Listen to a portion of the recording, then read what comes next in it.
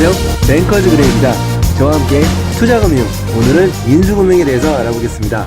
인수금융이란 결국 M&A, 즉 기업 인수에 필요한 금융이기 때문에 우리는 먼저 M&A에 대해서 이해를 할 필요가 있습니다.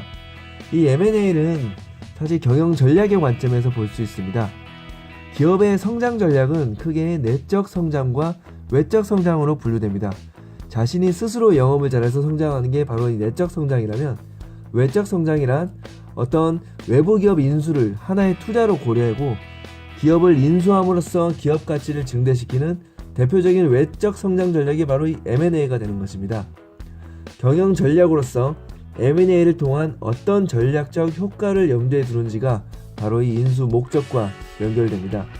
인수금융을 취급하는 금융회사에서는 이 인수 목적을 살펴보는 것이 결국 이 자금 용도의 적정성을 점검하고 금융 상환 능력과 관련해서 기업 가치 제고를 위한 이 경영 전략의 실효성, 효과가 있는지를 살펴보는 작업이 됩니다. 인수 목적은 인수자의 인수 동기와 매각자의 매각 동기 두 가지로 살펴볼 수 있는데요. 인수금융 대주는, 즉 금융을 취급하는 금융회사는 이 두 가지를 모두 살펴봐야 합니다. 자, 인수자의 바이어의 인수 목적에는 어떤 것이 있을까요? 가장 대표적인 것이 바로 이 시너지 창출입니다. 어떤 새로운 유통망, 그리고 교차 판매, 기술 개발을 통해서 시너지를 만들 수 있을 때 M&A를 고려하게 되겠죠. 두 번째는 규모의 경제입니다.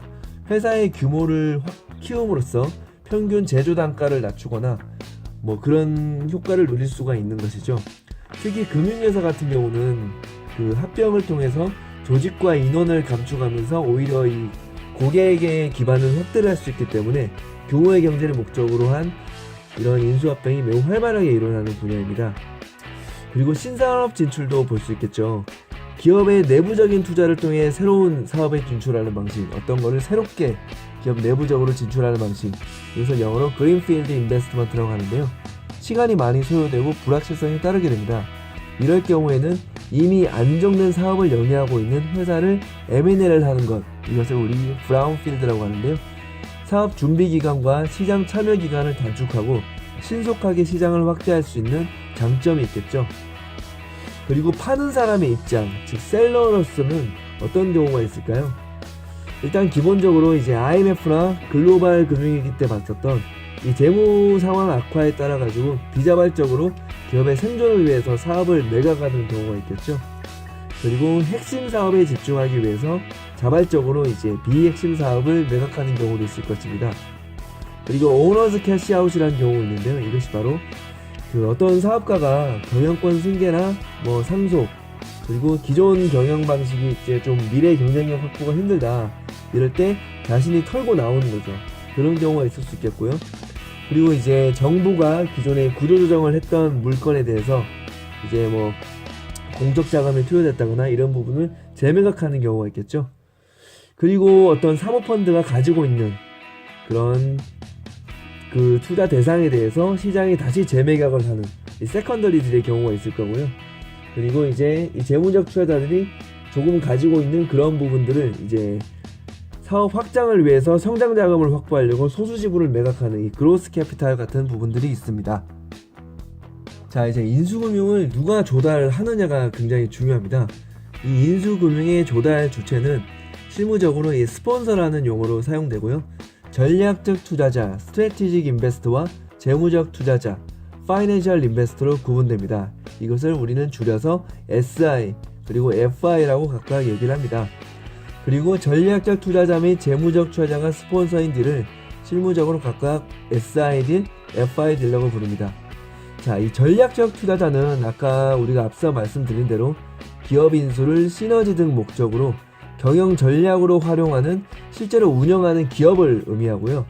재무적 투자자는 기업을 인수하고 이것을 다시 매각함으로써 자본이득을 목적으로 하는 사모펀드들이 대표적입니다. 즉, 인수금융에서 스폰서는 인수거래의 경제적 이해가 최종적으로 기속되는 투자자라고 볼 수 있겠죠. 그런데 스폰서의 성격에 따라서 인수금융 딜의 특징과 그리고 금융회사의 접근 방식이 달라지게 됩니다. 그래서 스폰서에 대한 이해가 매우 중요하게 되죠. 자, 전략적 투자자 같은 경우는 기본적으로 영속 기업이기 때문에 투자금 회수의 관점이 아니라 인수 주체 고유의 사업적 특성에 따른 시너지에 중점을 두고 있습니다. 반면에 재무적 투자자의 경우 이것을 다시 시장에 팔아서 그 자본 이득을 만들어야 되기 때문에 재무적 투자 수익률과 투자금을 위한 매각, 투자금 회수를 위한 매각에 중점을 두고 있습니다.